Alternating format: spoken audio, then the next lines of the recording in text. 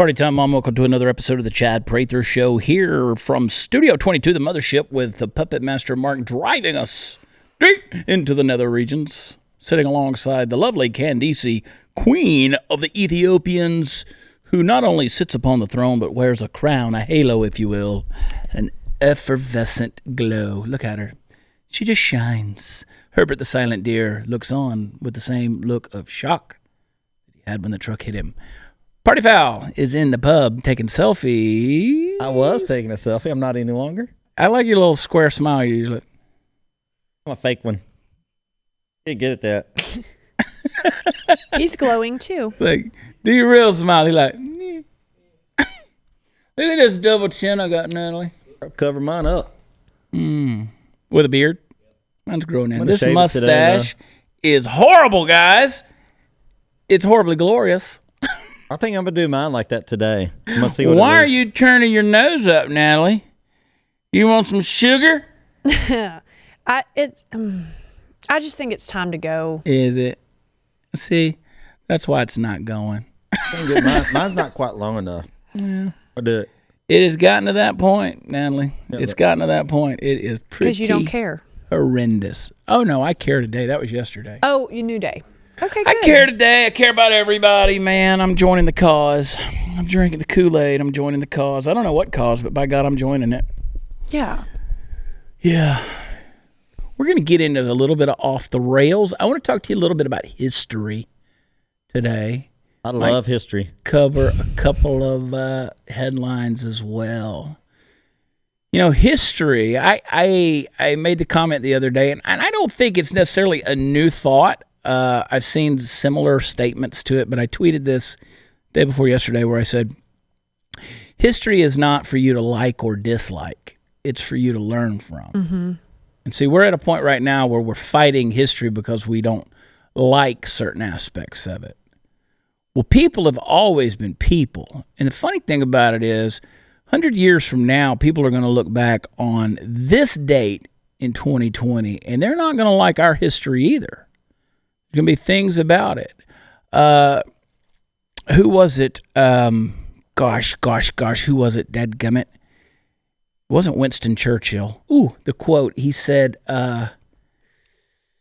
oh, gosh. I'll come up with it in a second. Okay. Do you remember the quote? It was like who wrote history. It's I don't want to misquote it. And I don't want to say it and then misquote who said it. But, yeah, basically somebody said that history is written by failed novelists. Basically just who can. Winston Churchill did say, I think he said that, history is just when you tell enough lies that there's enough of them that you just start to believe them.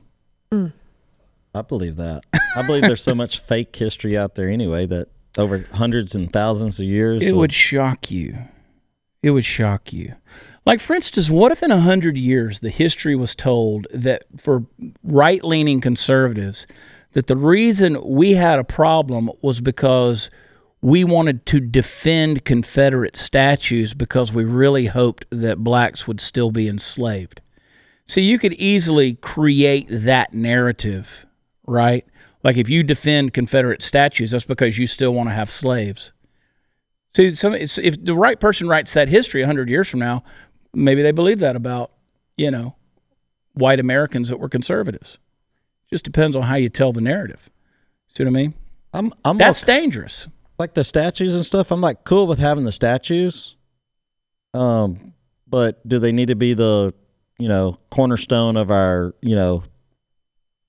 I don't think community. those Confederate statues have ever been the cornerstone of a community. But some people We'll feel get like into they that. are. We're going to take a break, but we could talk about that some today because I have some thoughts there, and I've had a lot of people who have asked me to speak out on this issue, and I'll do it. I'll do it from a historical perspective, okay? I'll let history speak, and we'll talk about it. First, ExpressVPN. I love those guys. It's on my mobile device. I just hit the button before I go online. It's that software that, you got thousands of folks out there that watch this show. They use it every day to protect your online data. In the time since I started using ExpressVPN, hacking methods have just gone crazy. They've gotten more sophisticated. I run into people out in LA who still carry the old BlackBerry phones and stuff because they're afraid of their phones getting hacked. Things like their iPhones and stuff. And it's stuff we take for granted, but it happens. And I'm sure that many of you are working from home these days. You're on your computer. You don't want to pull a Hillary Clinton and have things disappear, right? Without a good VPN, your IT department is not there to protect you from online threats. It's important that you take action on your own to secure your devices that you use for work. Your personal stuff, your finances, all those things. That's why I want to recommend you use ExpressVPN for the best online protection that's out there. I've been talking about ExpressVPN on my show for so long that I know you already understand why encrypting your network data is so important, but some of you still haven't acted. Go get it. Go get it. You might be thinking that security threats don't affect you personally, but not using ExpressVPN is like leaving your storefront unlocked. I mean, you might as well just leave the door wide open for people to come in and take your stuff. It's time that you do something about it. Maybe you can go years without anybody stealing anything from you, but when it does, it is going to be devastating. One of the easiest ways to secure your internet data is with ExpressVPN. You can do it right now. One button click right there on your computer or your smartphone, and you're protected. So my only question is, why haven't you done it yet? Go get ExpressVPN. Visit my special link right now. It's expressvpn.com/watchchad. Get an extra 3 months of ExpressVPN for free. I'll get that for you. Protect your internet today with the VPN I trust to keep my data safe. expressvpn.com/watchchad. And we'll be right back.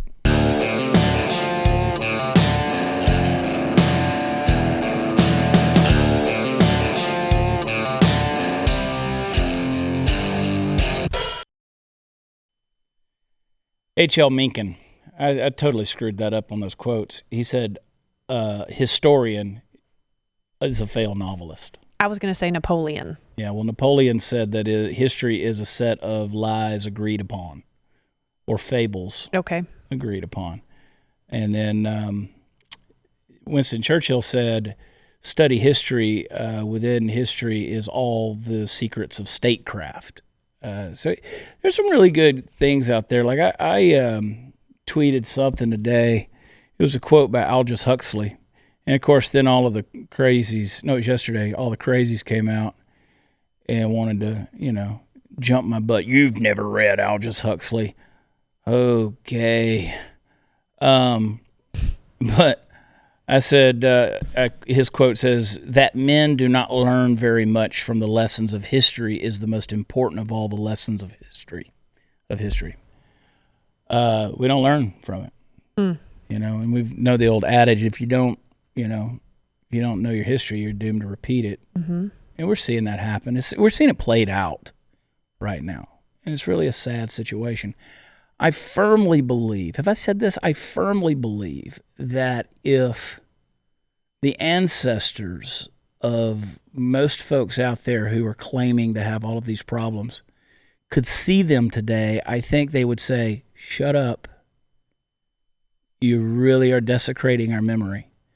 Because let's face it, the people who were brought here on a slave ship, who were sold by their own people, captured, sold. We talked about this last week, whether you offended the chief, whether you were a prisoner of war, whatever, but you were sold off to slavers and you came over here on a ship. Then you were sold on an auction block and brought to some plantation, both in the North and in the South. So we're not going to delineate from that. This was an American tragedy. That was a horrible thing. For a man and a woman to be owned by another man and a woman is a tragic thing. That is the epitome of not having any rights versus what so many have fought so hard to give the black community in America today, whether it's, we're coming up on Juneteenth. Mm-hmm. You have the false accusation of rape that happened in Tulsa, Oklahoma in 1921 that led to a wholesale slaughter of the black community and burning down their buildings, and just a horrible, atrocious thing that happened in Tulsa, Oklahoma. To now, you're burning down your own communities That was a horrible event, but it was the impetus. It was the seminal issue that started the civil rights movement. So I go back to Romans 8 that says all things work together for good to those who are called according to who love the Lord and are called according to his purpose. You take that out, the all things work together for good. If I gave you a bowl of flour and some raw eggs and a little spoonful of vanilla, you know what I'm saying, and a bowl of sugar and all those things, and I said, here's a spoon, I want you to eat all that stuff, none of it would taste good. But if you mix it together and made a cake, it'd be delicious. Mm-hmm. Because all things work together for good. You take a lot of things. Aunt Jemima pancake. Steve's over there getting hungry. I am talking now. about Aunt Jemima. So you got situations. When did I say this yesterday? You have obstacles to climb on. Use the obstacles of history to make it better. I wanted to do this whole segment on history because I'm very passionate about this fact that these were real people. You know what I mean? Mm-hmm. They lived and they died. They feared. They rejoiced. They celebrated. They said happy birthday to one another. Merry Christmas. Happy Hanukkah. They spun the dreidel. They decorated their homes. They got a toothache. They stumped their toe. Mm-hmm. They got mad. They had fights with each other. They argued with their spouses. These were real people. They struggled to figure out how they were going to pay for their home. How are we going to make it? These were real people. Mm-hmm. And they were caught in the middle of these macro circumstances that enveloped them in history. And now we define generations of people according to the umbrella they lived under. And that's not fair, I don't believe. I don't believe that's fair. I've always said you have to judge a person in light of the time in which they lived. So to go in, back to your point earlier, Steve, to go in and to start tearing down statues that represent a person, and that person that represents a certain period of time in American history, I don't think that's how you endear one another as a community to each other, right? Because you're in essence tearing down a symbol to a heritage that was not just about slavery, that was not just about oppression. Lady Antebellum, the music group, came out and changed their name to Lady A because they said antebellum represents a time period in the South when slavery was rampant, so we don't want to be offensive. And it's like, get a grip, folks. And then they changed her name to Lady A. Well, there's a black singer in Washington who came out now. She's suing them because she's been Lady A for 20 years. You can't win. Mm. Yeah. You can't win. So, here they were trying to appease the black community, and you got a black woman suing you now. So you can't win with this whole deal. It happened. And I'm telling you, let's say we had a civil war today. You line up on your side, and the other side lines up on their side, and y'all just go to killing each other. I can guarantee you, beyond the shadow of a doubt, Natalie, that whichever side won, neither one of them would reinstitute the atrocity of slavery in this country. Correct. Because nobody wants that. No. We're not there. That's not who we are today. We're not who our forefathers are. Why? Because we learned from history. We've grown from that. We got our own shit we do that's bad, right? We got our own stuff. But nobody in this country is saying, you know what? We want to subjugate you again because of the color of your skin. And I'll remind everybody that this wasn't a Southern issue. This wasn't this was an American issue, this whole slavery thing. And so to try to blame someone's descendants, what am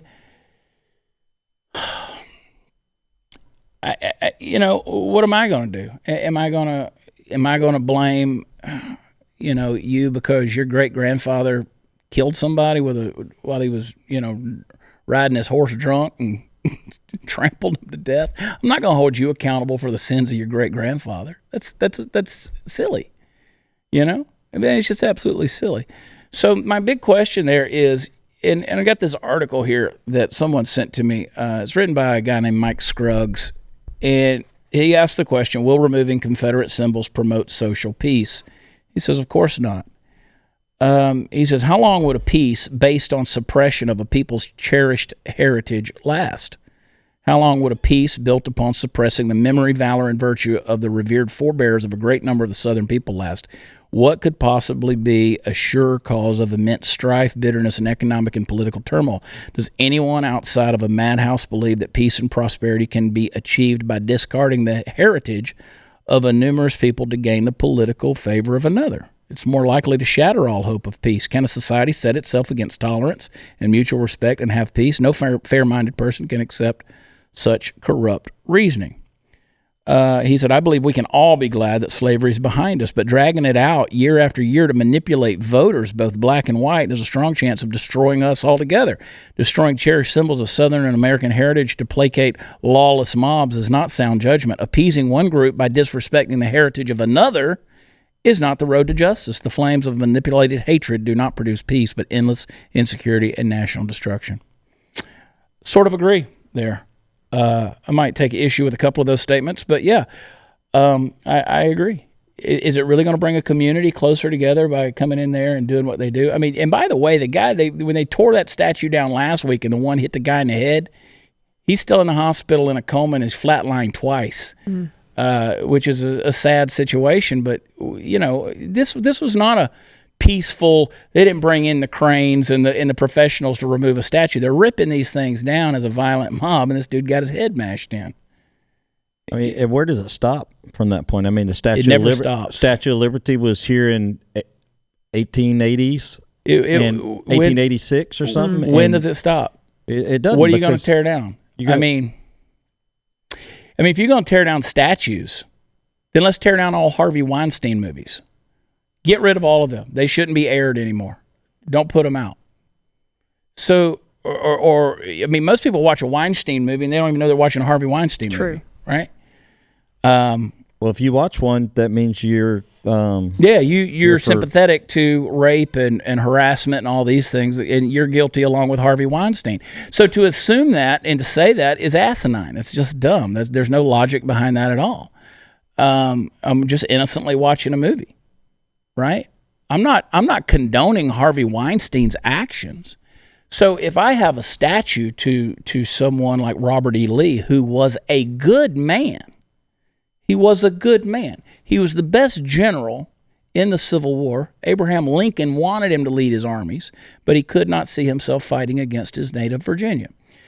And everybody wants to make the Civil War all about slavery. Slavery was the scapegoat. And we could talk more about that. But slavery for the Civil War, that was... we're doing the same thing today. You try to find these moral issues to piss everybody off, right? When we all know, how many times have I said it, the issue is never the issue. It's never the issue.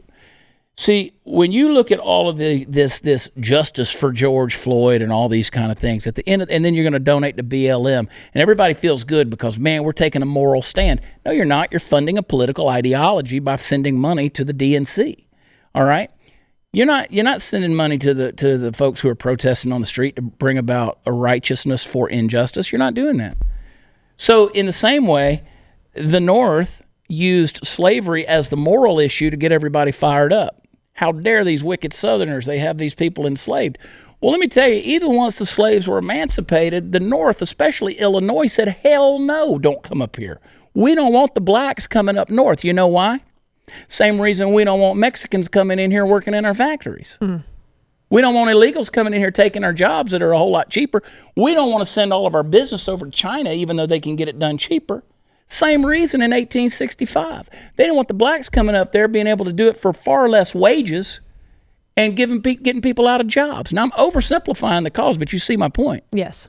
They didn't want that because blacks, in essence, having been property, they owned nothing. When they were emancipated, what did they do? They had nothing. Well, they had to go out and get a job. Well, nobody wanted to give them a job. Why? Because it meant somebody that was white was going to lose theirs by cheaper labor. That's where things like slave wages come in. You've heard that phrase. Oh, man, we're just getting slave labor. Mm-hmm. They don't want to do that.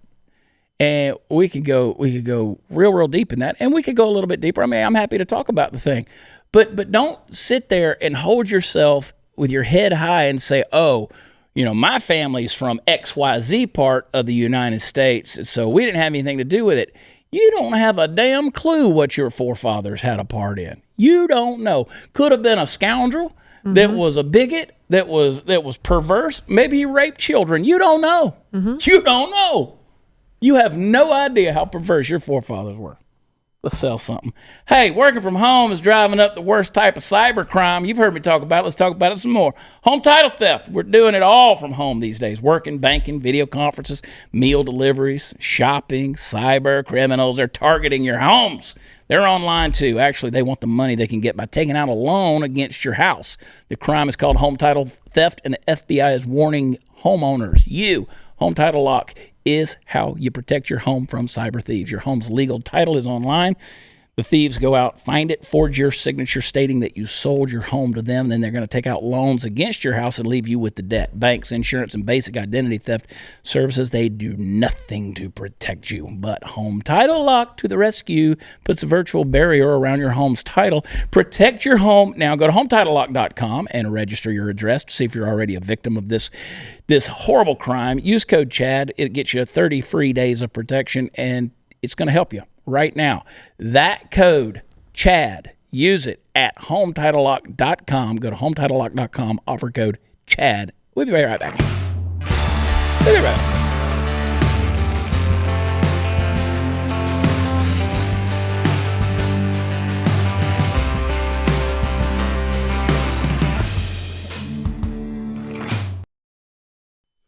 You want some history? Let me give you some history. Major General Patrick R. Cleburne. He was an Irish immigrant, which, by the way, the Irish were some of the most oppressed and enslaved people in the history of America. He opposed slavery, but he found fault with the Northern policies that ignored the Constitution and laid harsh and ruinous economic policies on Southern agriculture to enrich Northern manufacturers. Remember. The North had all the industry. The South had all the agriculture. My mother, who's an antique dealer, we had a bowl that sat in our house. It was a bowl, and it was full of bullets. There were bullets from the Civil War. The Civil War, they were found in battlefields. The Civil War, you could tell what were the Northern bullets and what were the Southern bullets, what was Union, what was Confederate. The Northern Union bullets were big. Southern bullets were small. Why? Because the North had more resources to make bigger bullets. Their bullets were actually more lethal because they were bigger bullets. They made a bigger hole than the Southern bullets. The Southern, they had to scrape to get the resources. Made out of corn. They were an agrarian society, right? Which is why slavery was in the South, as it were, because they needed the, quote, slave labor to make the agrarian society work, right? That's just a historical fact. So Patrick Cleburne said, every man should endeavor to understand the meaning of subjugation before it's too late. It means the history of this heroic struggle will be written by the enemy. In other words, whoever wins is going to write the history. That our youth will be trained by Northern school teachers, will learn from Northern school books, their version of the war, will be impressed by the influences of history and education to regard our gallant dead as traitors and our maimed veterans as fit objects of derision. It is said that slavery is all we are fighting for, and if we give up, we give up all. If we give it up, we give up all. Even if this were true, which we deny, slavery is not all our enemies are fighting for. It is merely the pretense to establish sectional superiority and a more centralized form of government and to deprive us of our rights and liberties, which is in essence what I just said a minute ago. The issue is never the issue. Can't agree with him more. Henry Carey, who was Lincoln's chief economist, in 1865, he wrote a letter to House Speaker Schuyler Colfax. He said, to British, free trade it is, as I have shown, that we stand indebted for this present civil war. So what he was saying was the British pretty much saw through the phony Northern claim of some moral superiority. And it was Charles Dickens, you remember, who was, of course, he wrote Christmas Carol. He wrote, Pickwick Papers. Well, and that's one of the things. If even in war or anything like that, if you can undermine your enemies, whatever their whatever their morality is, when you can, prove to your own people that their morals are just screwed up, kind of starts there. Well, again, you're against the barbarians. You have to dehumanize your enemy. Yeah. You have to dehumanize your enemy. It makes them easier to kill. Yep. Right. So here's what Charles Dickens said. He said, and he was English. He said, the northern onslaught upon slavery is no more than a piece of specious humbug designed to conceal its desire for economic control of the southern states. He was anti-slavery, but he saw through the bull. He saw through the smoke and mirrors. They realized that. And, slavery was an issue. It was an issue. Don't get me wrong. But not the moral sense most people have been made to believe. He says here in this article, he says, Northern armies did not march south to free slaves. In 1860, Lincoln and Republican election campaign clearly indicated that tariff issues were the most important. The slavery issue was second, and simply to limit slavery to the South. This will be shocking, he says, to those of you who only know enough about the war for phony political virtue signaling, but many northern states strongly discouraged bringing blacks into their states. Much of this was just a natural law of labor economics. American workers don't like to see their jobs taken or wages suppressed by cheap foreign or slave labor. So he says the religious division between North and South was much more important than people realize. It was related to the slavery issue, but more importantly, Southern clergy and congregations strongly believed that the Northern churches were fast falling away from the infallible truths of the Bible and were being taken over by anti-biblical isms, replacing biblical truth and values with purely human wisdom and politicized higher values. You know the song, "Mine eyes have seen the glory of the coming of the Lord. He is trampling out the vineyard where the grapes of wrath are stored." You know that, right? Mm-hmm. You sing it in church. Yes. Okay, well, that song was written by a Union abolitionist. It was not about Jesus at all. It was the Lord in that was the Union armies coming to trample out the agrarian societies of the South. Oh. Glory, glory, hallelujah. Glory, glory. Now, I went to a school called the University of Georgia, where ironically and hypocritically enough, that is our fight song. I mean, people go wild in the South in Athens, Georgia on game day when they start playing that. But it's a song that is dedicated, and the meaning of it, the symbolism there is to the abolitional North who's coming to trample out the enlightened North, the religious enlightenment North who's coming to trample out the religious South, the Christian South. We sing it in our churches hypocritically all the time. Mm-hmm. I've pissed a lot of people off with that truth over the years. So I'm going to stop following you. I mean, that's one of my favorite songs. Oh my God. Now they're mad at you. Yeah. I learned something. I didn't know that. Yeah. Lincoln in 1848, the right to secede. It was taught at West Point. Even Lincoln agreed. 1848, 2 days before Lincoln's election in November 1860, the Charleston Mercury summed up Southern feeling, and he said, the real causes of dissatisfaction in the South with the North are in the unjust taxation and expenditure of the taxes by the government of the United States and the revolution the North has effected in this government from a confederated republic to a national sectional despotism. So the Confederates truly felt, the South truly felt they were being ruled over by a tyrannical North.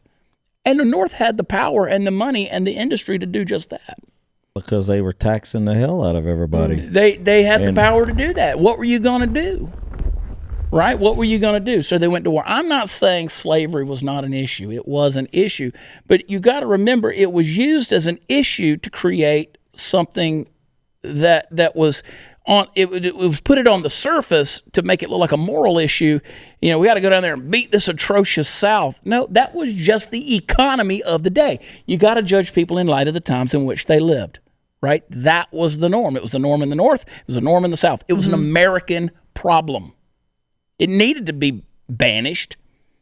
Abraham Lincoln wasn't a big fan of it being banished. So you can hold him, yes, the first Republican president, put him up on that pedestal. He was not for abolishing slavery in the grand scheme of things, but ultimately he saw that he had no choice. He had to do that. Okay, so making sense so far in all this stuff? Whew. What angle do you want to look at this thing from? Is slavery atrocious? Yeah. But see, that's my point. Nobody wants slavery back. Nobody wants it back. And don't forget, there were Southern. The very first slave owner in America was a black man. He was a black man. I can't tell you, there were at the time of the Civil War, 1860, there were 3,200 black slaves owned by black slave holders. What about them? Does that mean maybe you're descended from one of those slave owners if you're black? I mean, you don't know because you can't trace that back. You're not going to trace that back. You're not going to look at it. Does that mean that the black community needs to pay reparations to the black community now because you owned them too? You own slaves. Gets a little sticky and gets a little tricky. We'll get to the statues in a second. We'll be right back.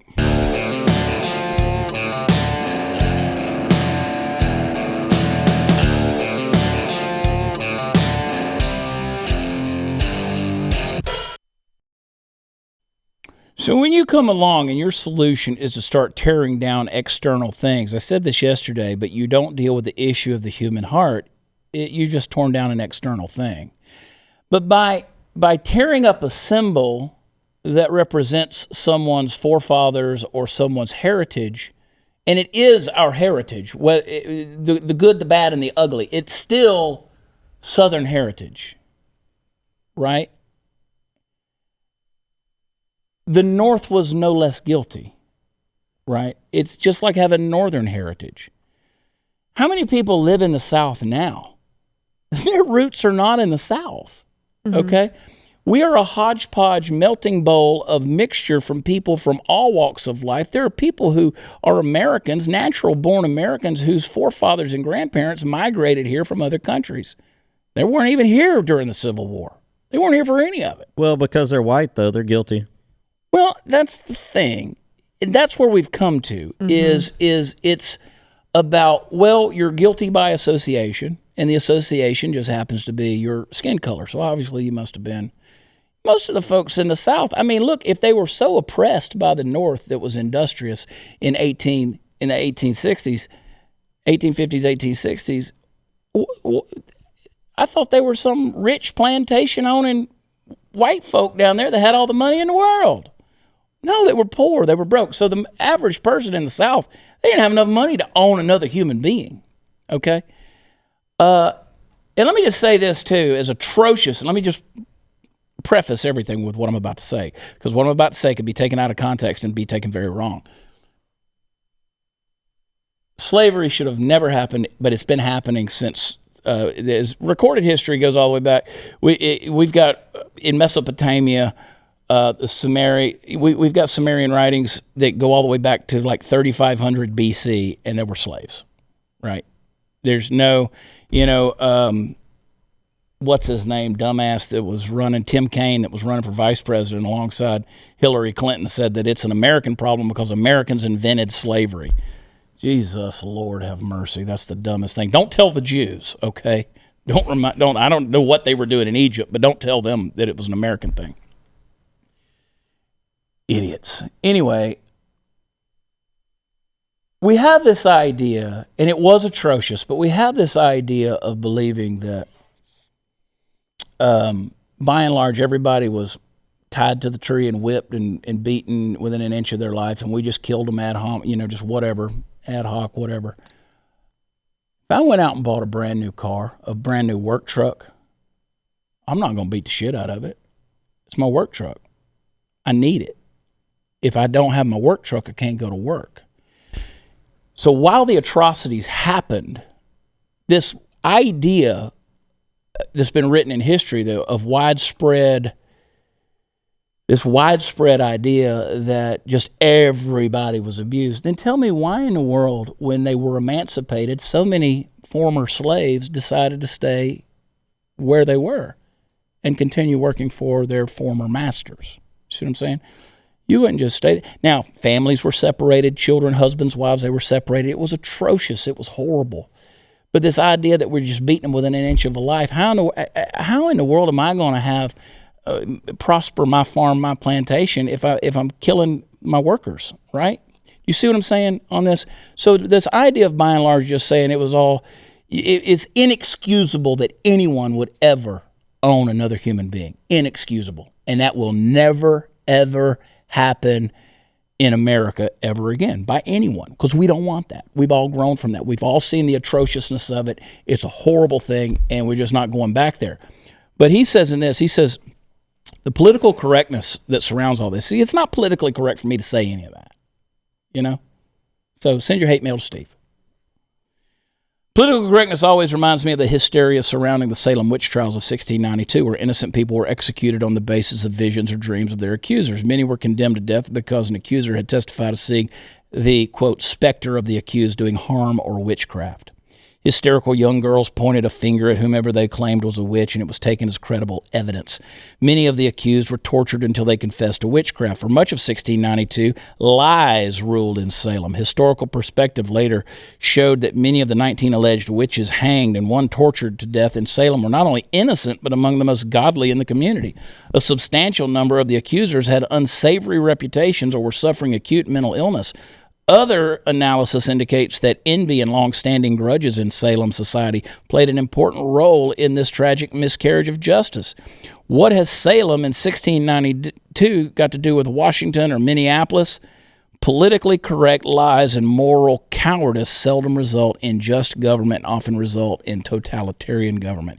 In our modern culture, the lies usually come as political correct falsehoods that must be embraced as truth to avoid social condemnation and its likely economic penalties. What'd you say, Steve? BLM? You said it yesterday. What a great idea.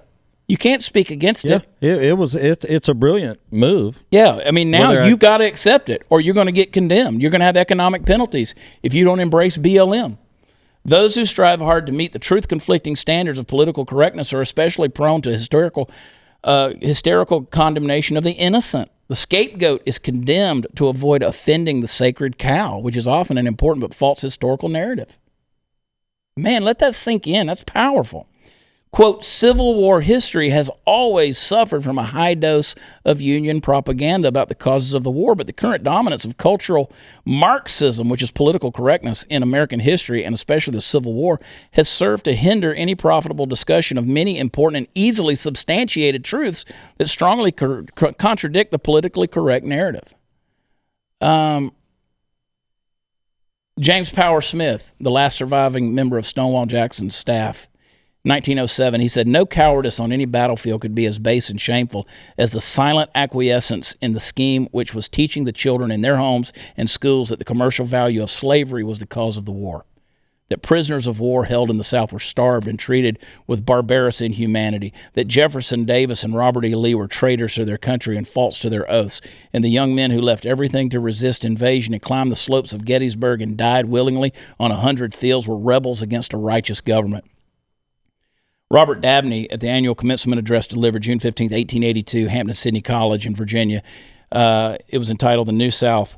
He said, it behooves the New South in dismissing the animosities of the past to see to it that they retain all that was true in its principles or ennobling in its example.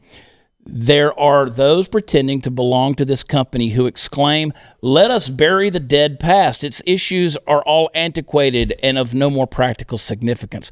Let us forget the passions of the past. We're the new world. Its new questions alone concern us. I rejoin, be sure that the former issues are dead before you really bury them.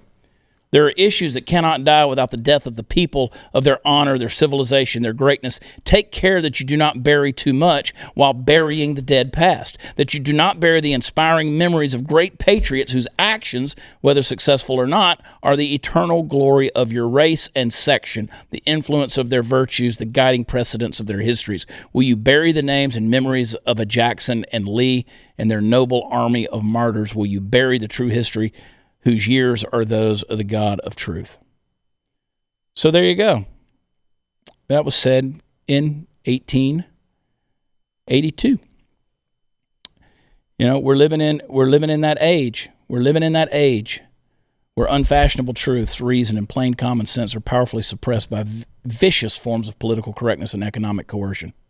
Orchestrated lies permeate and contaminate academia and media.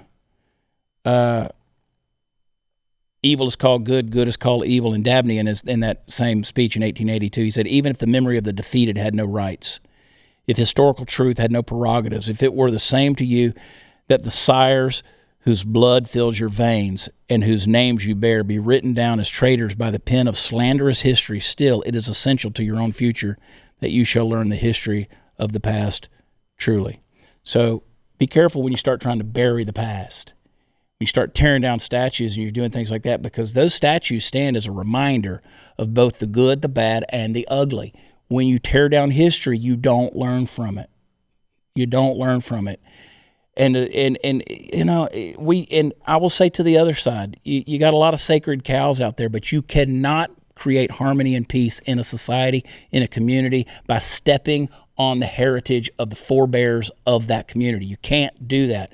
You are creating another evil to replace the evil you're getting rid of, because nothing remains a vacuum. Something's going to rush to fill it. And when you do that, it's just going to be more hate. Be back in a second.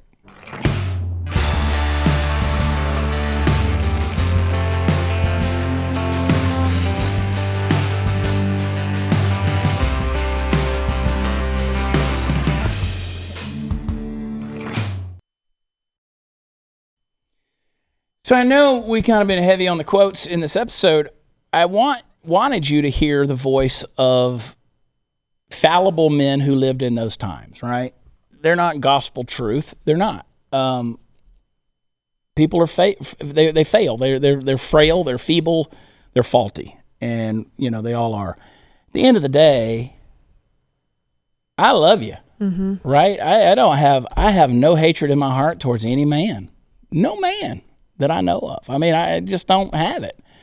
But to villainize history is foolish. It really is. It's a bad idea, because you're going to do all the same stuff again. I can't say it enough. You can tear down all the outward symbols you want. Till you tear down your own heart and rebuild that, it ain't going to make any difference. You know, Prophet Jeremiah said the heart is desperately wicked and deceitful above all things. You know, you have a heart of stone, and God wants to give you a heart of flesh. And in that hardened heart, until you pull down that stone, it ain't going to matter. It ain't going to matter. So you can keep coming after the symbols. But until you get a soft enough heart to love your neighbor as you love yourself, not a bit of it's going to make a difference. And I'll say this, the average American that's out there, they love their country, they love their neighbor, they love the law. They don't want to break the law. They don't want to go to jail. They don't want to spend their life incarcerated. They certainly don't want to go to war with their neighbors. And you know, how will history judge us? Well, it's up to us. What are we going to do with these days? These are volatile times. But I always say, again, use the obstacles to make all things work together for good. Love you. Love you. Love you. Love you. Love you guys. Y'all so precious. Love you, Herbert. And I love you guys. Thank you guys for watching. Thank you. Shannon, I'll give you the shout out because you didn't get one. We were talking about the Fact Pack the other day. Shannon Deal, she's a sweetheart. Go to watchchad.com and get all of the good stuff. And of course, go to blazetv.com/Chad. You can use promo code Chad and get the full catalog of all Blaze TV programming. There's some good stuff out there. Some good stuff. And you need to go and follow Allie Beth Stuckey on Twitter and look at her recent response video of the celebrities that just care and what we will do to stop racism and evil in the world. We love y'all. God bless. We'll talk to you next time. Bye.